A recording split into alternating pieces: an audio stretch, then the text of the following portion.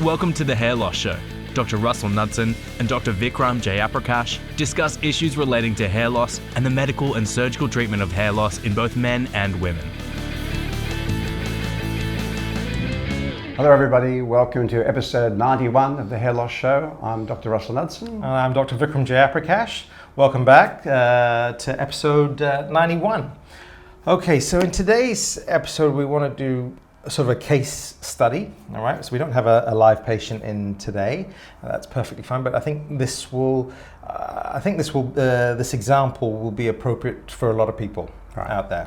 And what it does is it exemplifies our approach to trying to work with the patient to achieve an outcome that's going to make the patient happy, because that's the whole point of the exercise.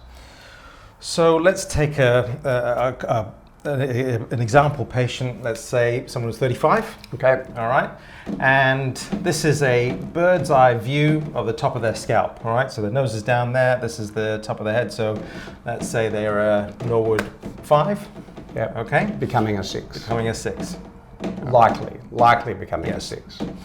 And so they've been losing hair, but it's been stable for the last couple of years. They're willing to go on finasteride and happy to take that for stabilization purposes, because nothing's going to grow. Because nothing's going to grow, absolutely. But they really miss their hair, because no one ever said, I'm really looking forward to my hair loss. They want to recreate a full head. They want full coverage.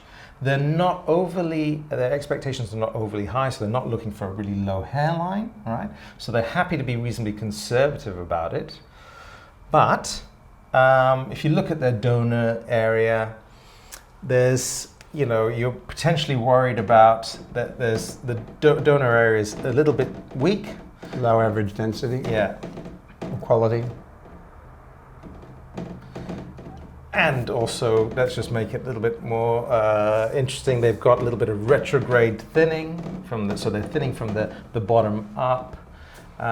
So your donor surface area generally is low, and also the density is not fantastic. Okay, so in other words, this is a tricky patient. Yeah, and they want the whole head covered. All right. Well, I was going to preface that by saying that when somebody walks in like this before they've uttered a word, I don't make assumptions.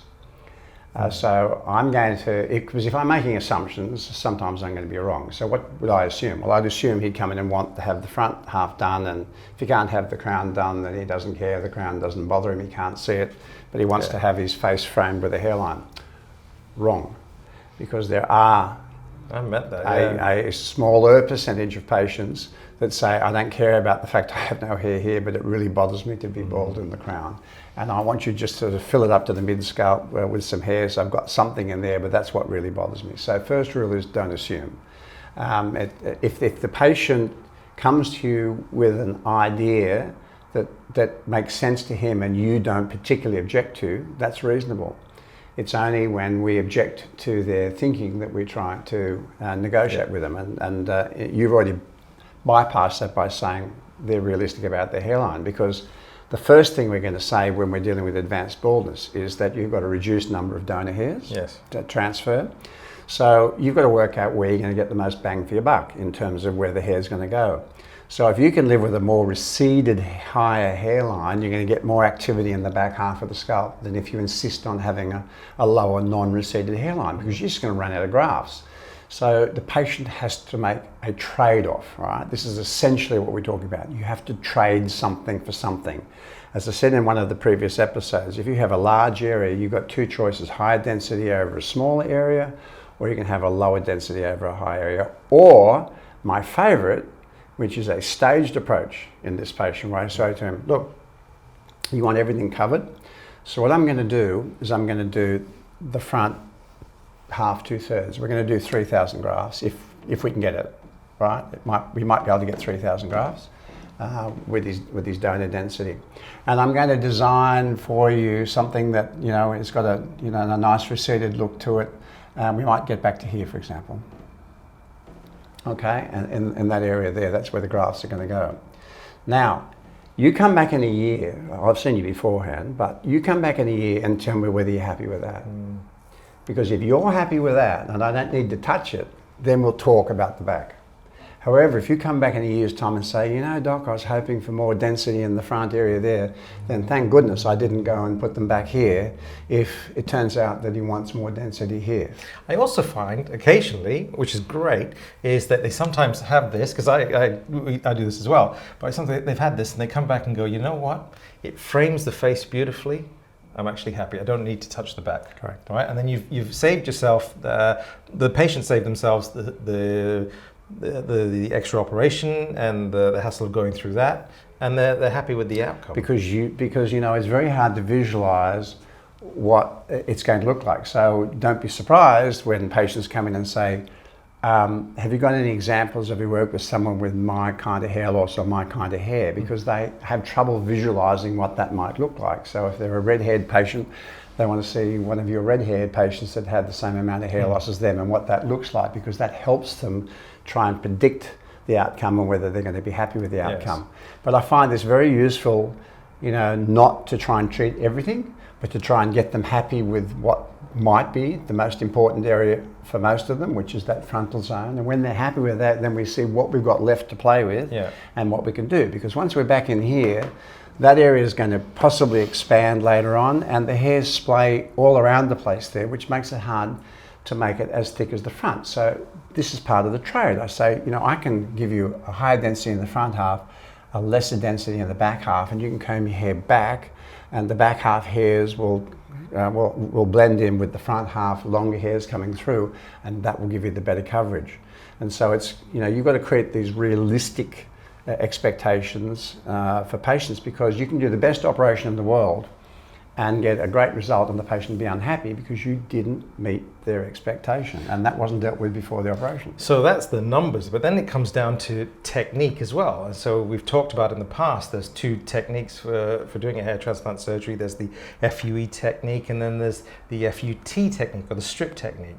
And if I'm looking at someone who's 35, Norwood 5'6", who's got low density quality and limited donor surface area, then in that person, my sort of go-to would be, look, I think you're better off doing strip, all right? And not putting too much tension on it, and being conservative in terms of numbers, so that you know when you're harvesting, you can create a scar that's not got a huge amount of tension on it. You're not trying to go for the 4,000 or 5,000, you know, harvest in that single session. So you're trying to get that scar so it's beautiful and linear, it's healed up, and then the second time, you know, because I don't think in that patient 3,000 FUE would be appropriate. I think you would decimate the donor area and leave it threadbare and moth-eaten. So I think in this scenario, I think strip would be the first go-to. And then in the second time round, you've got the flexibility. If there's scalp flexibility, you can go back to strip, or you could do a selective FUE in the area. Well, that's exactly my approach as well. And that is that if I see a younger patient with extensive baldness, with good scalp flexibility, I want to strip them. To start with, because firstly, I'm staying further away from the balding margin. Number two, I'm not excessively thinning out an area, trying to create a very, very large number of FUE grafts. Number three, if I've done the strip first and we've tightened up the scalp, and then it's appropriate to go to FUE, they're older, the baldness has declared itself somewhat more, and you can be more selective about where you harvest from to make sure you don't get into future problems. Because the one thing that we're all going to do is underestimate future baldness, not overestimate it.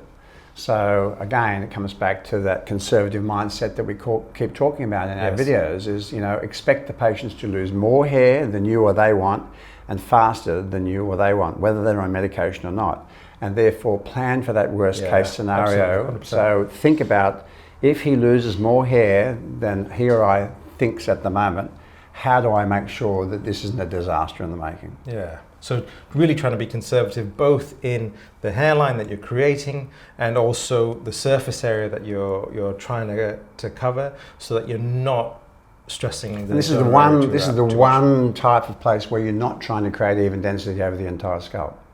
Right? You want to put higher density in the areas that have higher visual impact areas, and lesser density in an area behind or somewhere where the patient doesn't find it to be so important. This is a tough conversation to have, because I guarantee you most people come in with the expectation that you're going to be able to deliver full density in this area. Correct. So talking people down from this to this is a long, difficult conversation, because they know what they want, and if you tell them what they want to hear, they'll be absolutely, fine and happy. But I don't think it's necessarily achievable in the long term, meaning that you will run into trouble in the sense that you may lose grafts if the donor the balding area expands.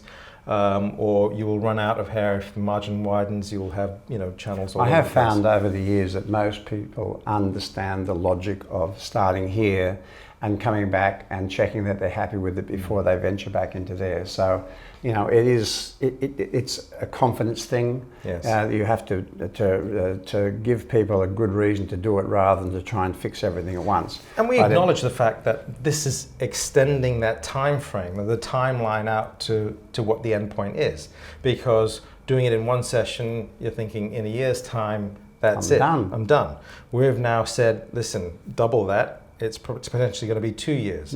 And that's not what people want to hear. But I think, and what we do is highlight these points one at a time to try and explain the reasoning behind why we do what we do. Not because we can't physically do 4,000 or 5,000.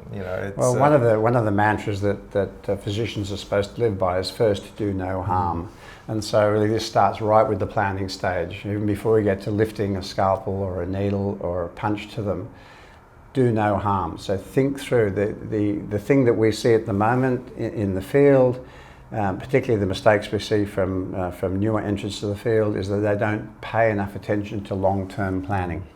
And it's a big mistake, because in 10 years' time it's still going to be your signature on the head, whether it's a good one or a bad one.